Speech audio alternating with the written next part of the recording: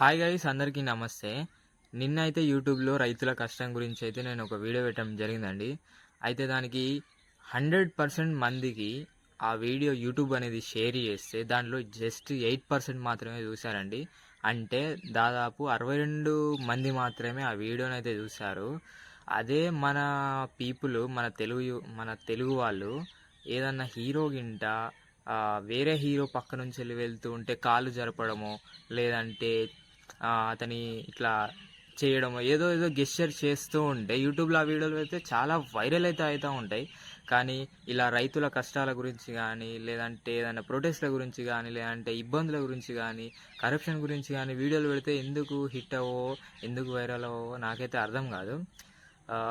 People have to change అన్నమాట. ఎందుకంటే మనం మనం మనం ఎటు వెళ్తున్నామంటే ఆనందం వైపు వెళ్తున్నాం, కానీ ఏదో ఫ్యానిజం చేస్తున్నాం అని. ఆ ఫ్యానిజం ఎందుకో నాకు అర్థమైతలేదు. అదే నువ్వు ఇప్పుడు 100 రూపాయలు పెట్టి టికెట్ కొని మూవీ చూస్తూ ఉంటారు కొంతమంది.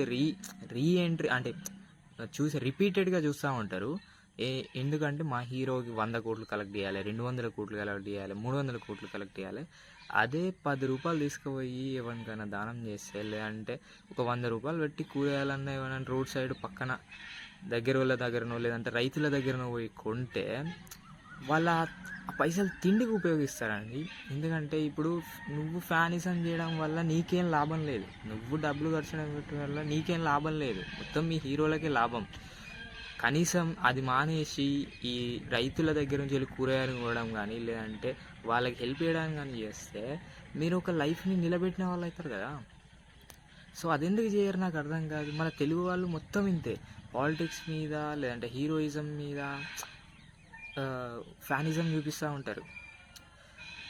ఇది మీరు మీరు మారితేనే మన దేశం మారుతుంది, లేదంటే మనం మారుతాం, లేదంటే ఎక్కడున్న గొంగడు అట్లే ఉన్నట్టు అందరం ఆనే ఉంటాం. సో ఇది అర్థం చేసుకోండి. అండ్ నా మాటలు గింట అంటే నేను మాట్లాడేది మీకు కరెక్ట్ అనిపిస్తే లైక్ చేయండి, షేర్ చేయండి అండ్ సబ్స్క్రైబ్ చేసుకోండి. Thank you for watching.